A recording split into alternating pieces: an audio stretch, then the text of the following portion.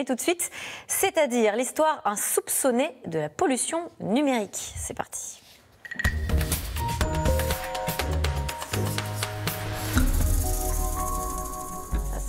Bonsoir Guillaume Pitron. Bonsoir Mélanie Tarraron. Vous publiez L'Enfer numérique, le voilà ce livre, Voyage au bout d'un like. C'est aux éditions Les Liens qui libèrent. C'est une enquête passionnante sur notre monde et puis surtout sur nos gestes du quotidien avec au bout du bras un téléphone ou un petit clavier. Le numérique, il est partout. Il est pour se faire livrer à manger, envoyer un baiser par le truchement d'un SMS, regarder un film depuis chez soi. Tous ces petits gestes du quotidien qui nous semblent très simples, avec assez peu de conséquences, très immatériel finalement. On parle du monde virtuel. Vous vous dites ça n'a de virtuel que le nom. C'est très concret. En fait, c'est hyper concret et hyper matériel le virtuel, parce que derrière, c'est comme vous l'avez dit, ces actions numériques du quotidien très bénignes, envoyer un like. En fait, il y a d'abord des téléphones portables, toujours plus d'interfaces, ordinateur, téléphone portable, tablette qu'il faut bien fabriquer. Ça sort des mines tout cela. Ouais, et puis il y a une infrastructure faite de câbles sous-marins, demain davantage de satellites, l'internet spatial, de centres de stockage de données. Il y en a 3 millions sur Terre, et donc toutes ces informations, en fait, elles frayent et elles empruntent ces gigantesques infrastructures. Donc c'est très très matériel. Oui, c'est ça, c'est pas du tout quelque chose qui flotterait dans le ciel. On a l'image, vous savez, du cloud. Alors le cloud, ça veut dire nuage. Donc vous dites vous-même, je l'ai noté, si c'était, on parle de ça comme si c'était un mirage pur et éthéré. Alors c'est tout l'inverse. Et d'ailleurs, vous avez retracé très exactement tout le périple d'un simple like. Vous savez, un petit pouce levé qu'on balance comme ça entre deux conversations. Il y a une évolution à des kilomètres et des kilomètres et des kilomètres. Des 1000 kilomètres sur 4 continents. Si je like un de vos profils sur les réseaux sociaux, le like ne va pas aller de mon téléphone ici à votre téléphone qui se trouve à 1 mètre de l'un de nous, l'un de l'autre. En réalité, il va passer par les antennes 4 et demain 5G ou les box Wi-Fi. Il va descendre sous les trottoirs des rues. Dans des câbles. Dans des câbles souterrains, et puis il va rejoindre des câbles sous-marins plus précisément. Sous notamment l'Atlantique et le Pacifique. Si le like va jusqu'à un data center qui se trouve dans un centre de données américain, parce que souvent ce sont des réseaux sociaux américains, et puis après il va retourner dans le sens inverse, à travers à nouveau l'océan Atlantique et arriver dans votre téléphone. Donc c'est pas 1 mètre qu'il va voyager, il va voyager sur des milliers de kilomètres et à travers au moins 2 continents. Et ça, évidemment, ça pollue, ça consomme de l'électricité. C'est un coût matériel, il faut de la matière, il faut des métaux, du lithium, du cobalt, du graphite. Et donc il faut quand même descendre dans les mines, ne pas oublier que tout commence par un coup de pioche dans le sol pour vivre nos vies numérisées et pour justement profiter du cloud. Et puis c'est un coût électrique, il y a une consommation électrique, il faut produire cette électricité. On la produit comment? Majoritairement l'électricité. Enfin d'abord, la première source, c'est le charbon. 35% de l'électricité dans le monde, c'est d'abord du charbon. Oui, d'ailleurs, vous dites, en termes de CO2. Il y a un chapitre qui s'appelle Derrière un selfie, il y a du charbon. Pas de selfie sans charbon. Ouais, pas de selfie sans charbon. Littéralement. Ouais. Voilà, il ne faut pas oublier que, encore une fois, ça émet forcément du CO2. On parle de lutte contre le réchauffement climatique. Et tout d'un coup, la question de la pollution de nos gestes numériques, elle s'invite dans le débat à l'heure des accords de Paris et de la COP26. Oui, alors justement, vous parlez de cette pollution numérique colossale. On va donner quelques chiffres que vous rappelez dans votre ouvrage. 34 milliards d'équipements numériques qui circulent sur Terre, c'est énorme. Des technologies digitales qui mobilisent 10% de l'électricité, vous venez de le dire, produite dans le monde. Et le numérique qui représentera dans peu de temps, en 2025, près de 8% des émissions de gaz à effet de serre. Oui, parce qu'on est passé par le Covid. Et le Covid, ça a été un événement qui a catalysé, en fait, une crise qui a catalysé notre utilisation numérique. On s'est mis à aller sur WhatsApp pour prendre des apéros. Et puis maintenant, on va plus facilement sur Zoom ou sur Teams pour une réunion. Et du coup, tout cela, c'est forcément un usage accru de ces technologies. Donc, si on n'y prend pas garde, et vu la dynamique, en fait, tout l'impact d'aujourd'hui, il va être multiplié par 2 d'ici 2025. Donc ça va vraiment devenir un sujet encore plus prégnant et grave qu'aujourd'hui. Ouais. Vous parlez du Covid, c'est très étonnant d'ailleurs de faire un lien direct, mais il est réel entre la crise sanitaire et finalement cette pollution numérique et cette consommation. Et il faut aussi dire, il faut préciser tout de même que le numérique est un bienfait.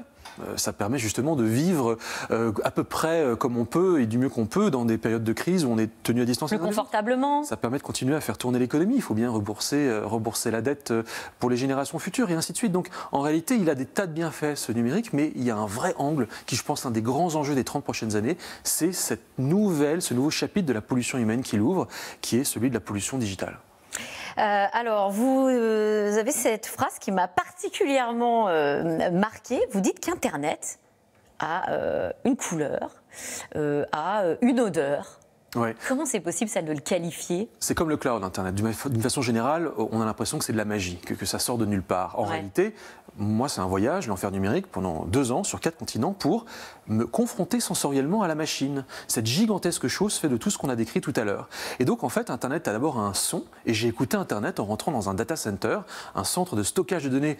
Celui que j'ai visité se trouvait dans le Grand Nord, dans le nord de la Suède, et en fait, ça émettait des sifflements, le sifflement de tous les serveurs qui se trouvaient dans le data center.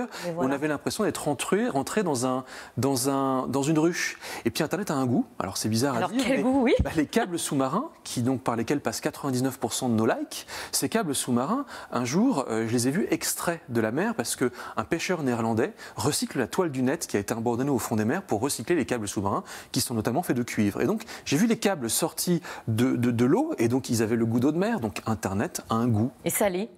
C'est un goût salé, et puis il a également une texture, on peut le voir, on peut le toucher. Voilà. L'idée, c'est bien de se confronter sensoriellement à cet outil, de façon à ne pas oublier que tout ça, c'est fait de matière, et que qui dit matière dit, et forcément, coût environnemental à un moment ou à un autre. Justement, vous parliez des fameux data centers, donc qui servent à stocker toutes nos données, et vous écrivez, quoi qu'on fasse avec notre smartphone, finalement, on est toujours relié à un data center. On appelle ça aussi des fermes, des fermes de données, voilà, des sortes d'usines numériques qui peuvent aller du petit frigidaire à des gigantesques immeubles, en fait. Ouais. Alors d'abord, vous avez vu, on parle de fermes et d'usines alors qu'on est dans le secteur tertiaire. Donc le secteur tertiaire ne fait pas disparaître en réalité ses attributs des secteurs primaires et secondaires. Bon, mais effectivement, il y en a 3 millions sur Terre de ces centres de données, puisque à un moment ou à un autre, il faut stocker nos informations.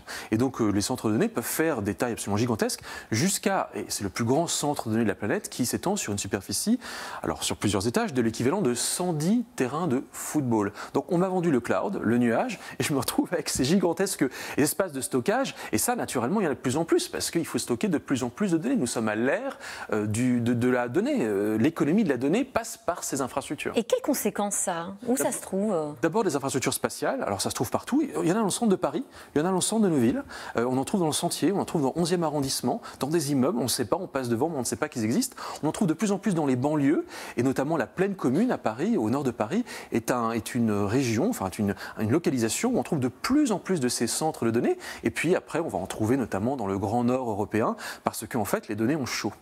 Elles chauffent dans les serveurs. Il faut refroidir les serveurs. Or, quoi de mieux pour économiser de l'électricité que de refroidir naturellement les données en ouvrant, si je puis dire, la porte du data center et en laissant. Ah, mais ça, c'est terrible.